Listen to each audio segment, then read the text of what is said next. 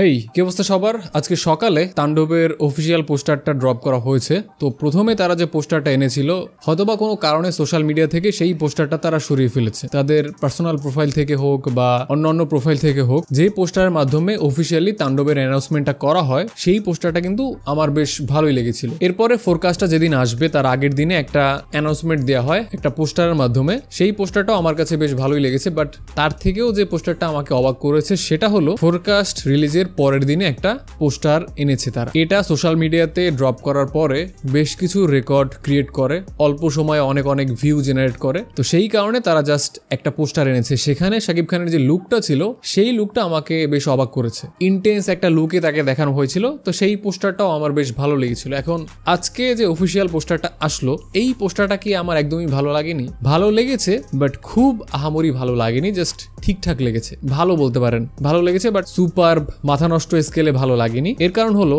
এখানে শাকিব খানকে আমরা যে লুকে দেখতে পাচ্ছি এর আগের যে পোস্টারগুলো ছিল সেখান থেকে এই পোস্টারে তার লুকের মধ্যে খুব আহামরি বা হিউজ কোনো পার্থক্য কিন্তু নেই। বলতে পারেন যে বেশ কাছাকাছি রকমের পোস্টারই হয়েছে। এখানে এক্সট্রা যে ব্যাপারটা ইনক্লুড করা হয়েছে সেটা হলো জয়া আহসান, তাকে এখানে এক্সট্রা ইনক্লুড করা হয়েছে। তাকে টিজারের শেষ পোর্শনে গিয়েও দেখানো হয়েছিল এবং এই পোস্টারেও তাকে দেখানো হচ্ছে। এখন আমি এই ব্যাপারটা জানি না যে শুধুমাত্র তাকে রাখতে হবে বিধায় এই পোস্টারটা ডিজাইন করা হচ্ছে কিনা, বাট আমার মনে হচ্ছে এর আগে তারা যে সকল পোস্টার এনেছে সেখানে এই পোস্টারটা এক্সট্রা করে কোনো লেয়ার অ্যাড করতেছে না। বাট স্টিল একটা সিনেমা মুক্তি দেওয়ার আগে বিভিন্ন ক্যারেক্টার ইন্ট্রো, বিভিন্ন ক্যারেক্টার পোস্টার তারা আনে। সো এটা নিয়ে তারা যে হিউজ কোনো এক্সপেকটেশন রাখে সেই ব্যাপারটা কিন্তু না। বাট প্রথম যে পোস্টারটা তারা এনেছিল সেই পোস্টারটা বেশ ভালো হয়েছে। এবারে এই পোস্টারটা যদি একটু ব্রেকডাউন করার ট্রাই করি, দেন এখানে শাকিব খানকে আমরা একটা ফিউরিয়াস লুকে দেখতে পেয়েছি। এর আগেও যেমনটা দেখেছিলাম, বাট এখানে তিনি খুবই ফিউরিয়াস হয়ে আছে, সেটা তার চোখ এবং এক্সপ্রেশনে বোঝা যাচ্ছে। এবং তার যে ফেসের পুরো পোর্শনটা কিন্তু দেখা যাচ্ছে না, জাস্ট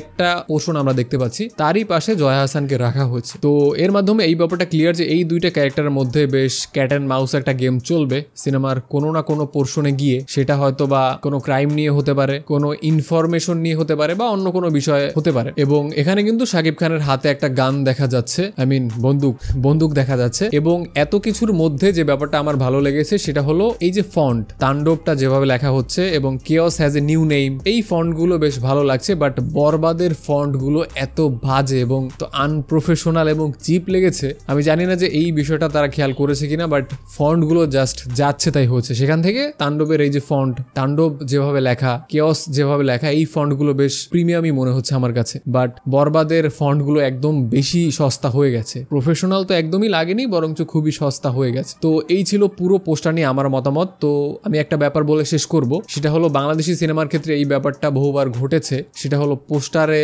নায়কের বা নায়িকার ছবি রাখতেই হবে।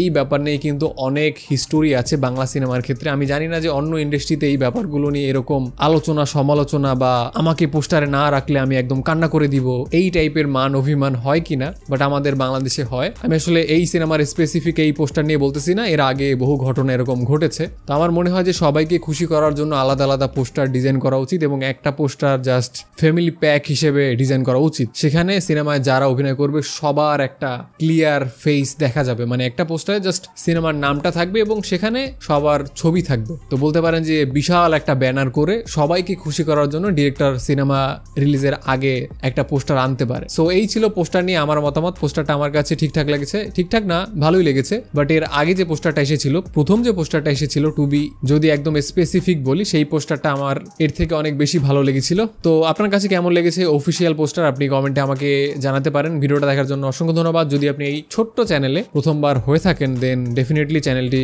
সাবস্ক্রাইব করে দিবেন। আপনার সাথে দেখা হচ্ছে খুব শীঘ্রই। Till then, tata.